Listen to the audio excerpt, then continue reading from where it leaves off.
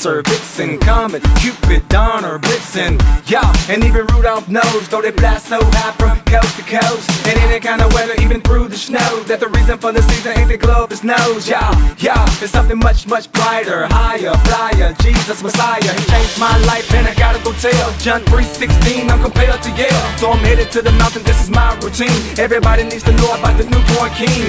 Everest, Fuji, Kilimanjaro, conquering them all, let this know tomorrow. I'm driven by a passion cause your love is true. Megaphone in my hand turns up for you. Hey. I will go and tell it, I will go and tell it.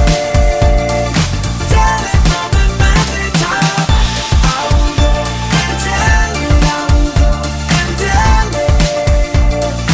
Tell it from the mountaintop. Go, go, go, go.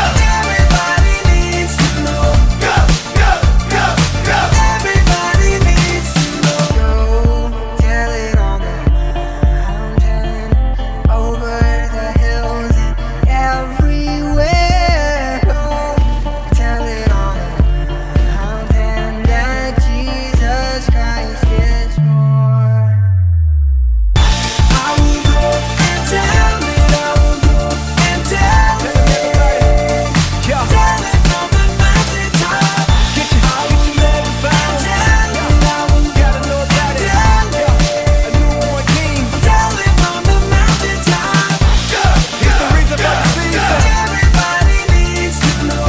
Go, go, go, go.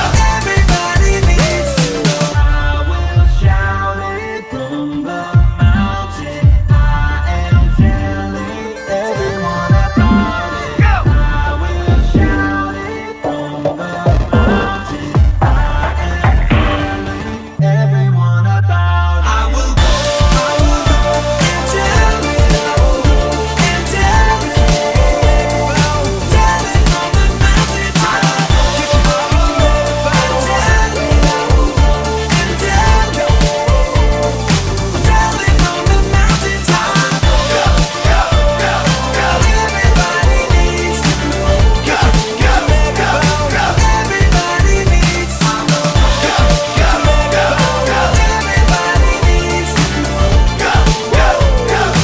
Everybody needs to know.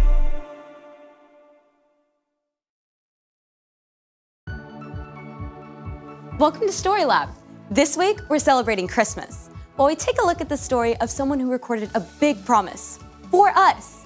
Oh, and also, look out for this.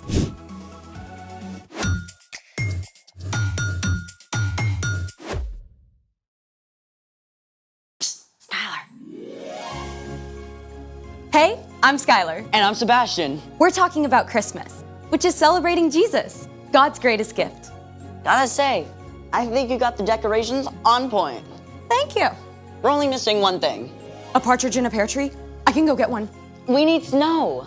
Yeah, but it's 53 degrees and sunny. I thought about that. We're gonna make our own snow. What do we need? The internet says that there are a lot of ways to do that. I say we should make our own recipe, then we can have a showdown. Or a snowdown. I see what you did there. I'm ready. Let's make it! For our first DIY snow, you just need 2 ingredients, cornstarch and lotion. Step 1, dump all the cornstarch in the bowl.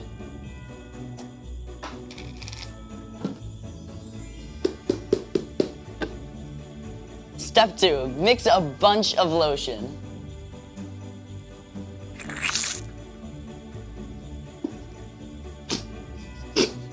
I think we got everything. Now listen closely, because the next part is extremely complex and technical. Just squish it. Wait, that's it? Yeah, I mean, you just have to mix it up for the perfect consistency for a big, fat snowball coming right at you. Ta-da! Not bad. It's snow good. But mine will be snow much better. For this next DIY snow, you're also only going to need 2 ingredients. Baking soda and shaving cream. First step, pour a box of baking soda into a bowl. Step 2, pour in the shaving cream.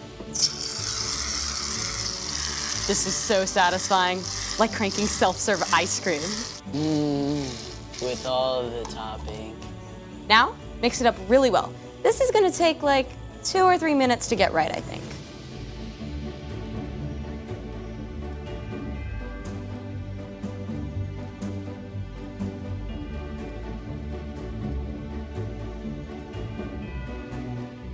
Now this is superior snowball snow right here. Superior to what? I think that's obvious. There's only one way to decide. Cornstarch and lotion up first. Ready? Sure. Let it go, let it go. That's so 2013. Were you even born in 2013? Yes. Here goes. It moves. That's right. 3, 2, 1. Ooh, let's see that again.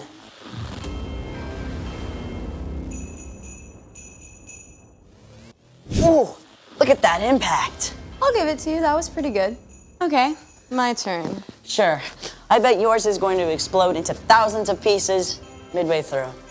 You wish. Here we go. Not that bad. I think we should try them side by side. Yeah, let's try that. All right. Okay. You got one? Yep. Okay, ready? 3, 2, 2, 1. Okay, I'll give it to you. Cornstarch and lotion, but only because your throw was better than mine. I'll take it, I'll take it. That was awesome. Can we do it again? Absolutely. But first, let's get ready for... The story before the story. Today, we're in the 23rd book of the Old Testament, Isaiah. In the beginning, out of love, God made an amazing world. But when people turned away from God, the world was broken. God made a plan to bless the whole world through Abraham's family, the Israelites. But over and over, God's people would run to God and then pull away, just like a yo-yo. After King David's son Solomon, the kingdom of Israel was split into 2 nations. During this time, God spoke through prophets to encourage them to turn their hearts back to God and to tell them about the rescuer God would send. One of these prophets was a man named Isaiah, which is where our story starts. Take it away. Hey, everybody! Hey, Erica. Isaiah lived more than 700 years before Jesus. And get this, his name means the Lord saves us. Think about that. Even Isaiah's name pointed to God's plan to save the Israelites and the whole world. Isaiah was a prophet, someone who listens to God and then shares truth from God with other people. Often this is a message about events that will take place in the future. Then I heard the voice of the Lord. He said, "Who will I send? Who will go for us?" I said, "Here I am. Send me." Isaiah lived in Jerusalem. Though Jerusalem was still free, the northern part of Israel had been conquered by the Assyrians. With enemies closing in, Isaiah knew it was only a matter of time until the rest of the Jewish people were taken captive too. Isaiah served as an advisor to the king, but many of the messages that he shared also spoke about a time far into the future, a time when God would send someone to rescue God's people forever.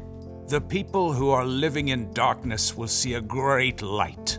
They are now living in a very dark land, but a light will shine on them. That light Isaiah was writing about wasn't an actual light. It was a person, a savior, and that savior was going to come in the most unusual, unexpected way. A child will be born to us.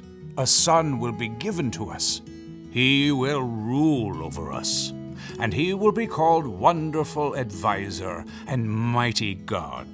He will also be called Father who lives forever and Prince who brings peace. Isaiah wrote that a savior would come as a baby. Now, remember, this This is over 700 years before Jesus was born. Let's take a look at what Isaiah said would be true of the Savior God would send. Spoiler alert, we know the Savior, or rescuer, is Jesus. Wonderful advisor. It's true, right? When we aren't sure what to do, Jesus directs and guides us. He knows exactly what we need. Even when we face the most difficult challenges, we can always trust Him to lead us in the right direction. Now consider mighty God. Jesus is stronger and more powerful than any earthly king. Just think of the amazing things that Jesus did. He made people who were blind see and healed people of all kinds of sickness. He turned one small lunch of bread and fish into a feast for thousands of people. And when He spoke to a storm, it listened and stopped right away. Father who lives forever. Jesus will live and reign forever. He was with God in the beginning, and He'll never leave us. Like a good father, He provides everything that we need. He always wants to spend time with us and delights in us, even before we do anything for Him. Prince who brings peace. When people turned from God, the world was broken. When Jesus laid down His life for us and rose again, He made peace between people and God. When we believe in Jesus and follow Him, our relationship with God is restored. We can have life forever with God. In the end, Jesus will bring an end to all conflict and all wars, and in Jesus, everything that is broken will be made whole. These are amazing promises! But Isaiah wasn't finished with his picture of the rescuer God was going to send. There will be no limit to how great His authority is. The peace He brings will never end. He will rule on David's throne and over His kingdom. He will make the kingdom strong and secure. His rule will be based on what is fair and right. It will last forever. The Lord's great love will make sure that happens. He rules over all. From the very beginning, God had a plan to rescue the Israelites, right? Even when things seemed dark and hopeless, God was making a way, not just for the Jewish people, but for all of us to be saved.